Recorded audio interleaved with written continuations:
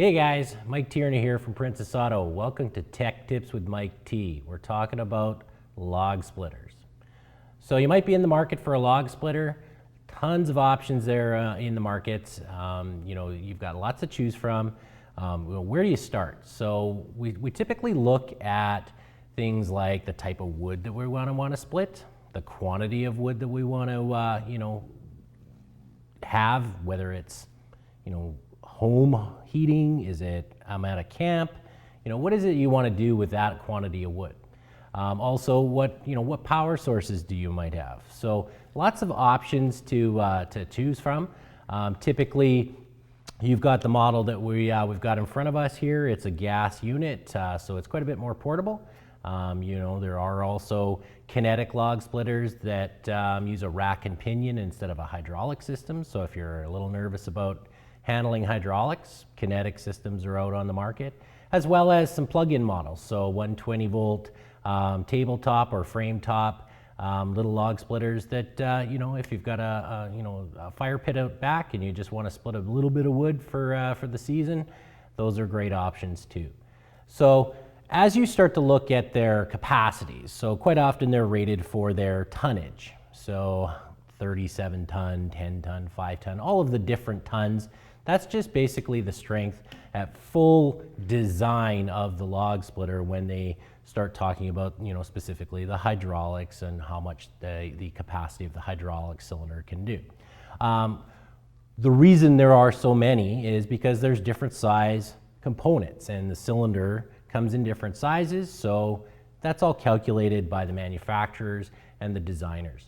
So when you're looking at a different log splitter from our products to another company's products, it's just important to start looking at what are you going to really need out of it. So in the case that we have here, we've got a couple of sample logs.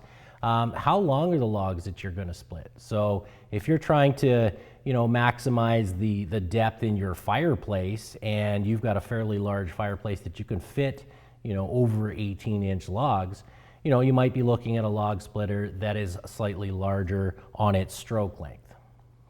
Also, when it comes to the type of wood, so if we've got freshly cut pine or spruce or birch, those are fairly easy to split as they start to dry out. So if it's seasoned wood and you're splitting it, the power required isn't as much. But if you get into some gnarly woods, so heavy, knots, black oak, those kinds of, species of woods, that really puts a lot of strain on a log splitter. So if you're selecting a log splitter that's a little bit undersized and you're trying to do some pretty heavy, logs on it, you can damage, whether it's the blade that's going to be splitting. Maybe it's the actual bed. They can bend if you're not operating it properly. We've even seen welds crack over time if you're trying to split wood that's the log splitter is not designed to. So when you select them, basically look at what kind of activities you're going to want to do with your log splitter. From there, you can get different features. So in the case of this unit, we're going to go over some of the features that are specifically to this unit, but also fairly common when it comes to many of the other log splitters out there. So this unit is a gas-driven product. So we use a power plant that's been supplied. It also uses a hydraulic system. So there's lots of components to a hydraulic system. We're just going to touch on a few key features. It also has, in this case, a catch. So a log catch allows you to preload a log, or as you're splitting, instead of it falling on your shins and on your toes, it can catch some of the log there for you to pick up and move as you need. The splitter itself is a one-way splitter. So there are other splitters on the market. There are two-way splitting.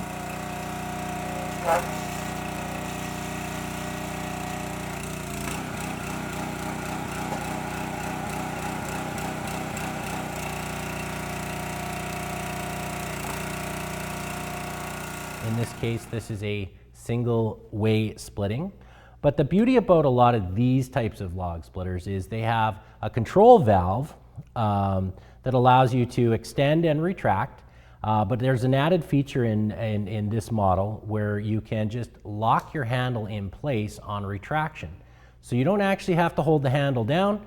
You can actually just push it in place, it detents into the position, and then on retraction you can do what you need to do to either remove the logs that you've just split or add logs on, clean up the bed, whatever it is that you need, and it will automatically kick out of position when it's fully retracted.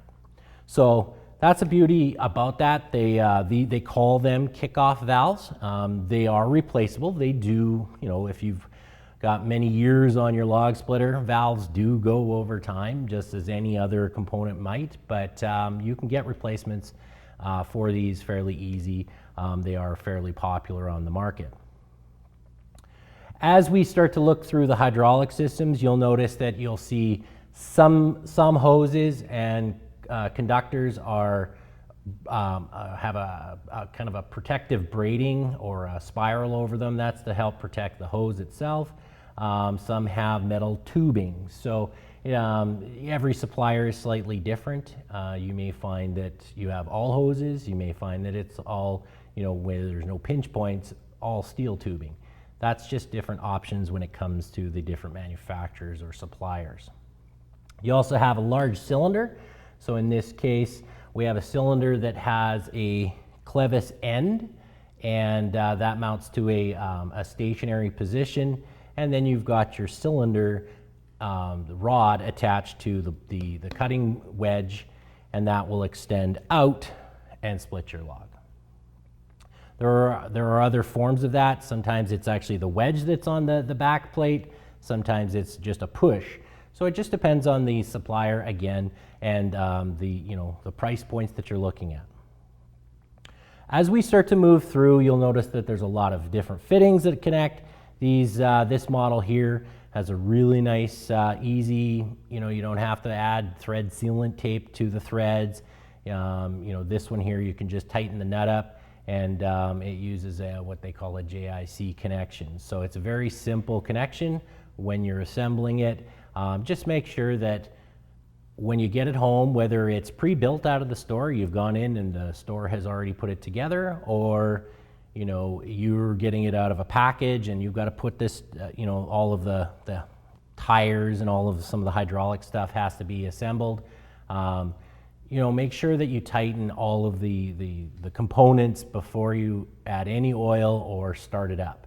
Hydraulic oil can be slightly dangerous if it leaks out and you don't want to have an oil injection injury. So just verify all the nuts. Even if you're using it, you put it away for a while, you go and tow it back out to the bush, just maybe verify that nothing has backed off before you start using it again. So just really simple connections.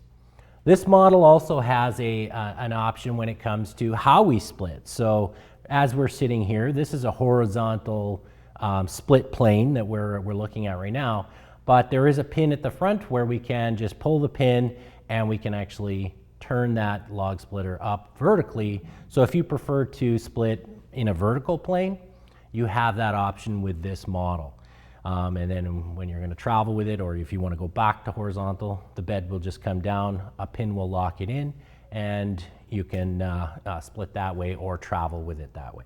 So neat little options. Not all the log splitters have that option. Obviously, as you get higher in price points and more features, quite a few of these log splitters will allow you to go to a vertical plane. When it comes to the other hydraulic components, we're going to turn around the unit and have a look at the business end of the hydraulics. So now that we're on this side, the business end side of the log splitter, basically there's some components, again, the hydraulic components. We got our hoses coming in for our inputs, and we have our return hoses. This model here also has a hydraulic spin-on low pressure filter, so it's a great idea to make sure that your oil is filtered out throughout your season. That will help prolong your log splitter hydraulic system for many years to come. And then you've got a suction line. So They're all attached to the pump, so the pump is what's going to, increase the flow to the cylinder, and that will allow your cylinder to extend. It's important to make sure that, again, all of these fittings, there's quite a few fittings, you want to make sure that they are all tight. When it comes to moving your log splitters, a large log splitter like this can be somewhat hard to handle. It does have a coupler on the front, so it'll allow you to tow it. But you shouldn't be towing these on any provincial highways.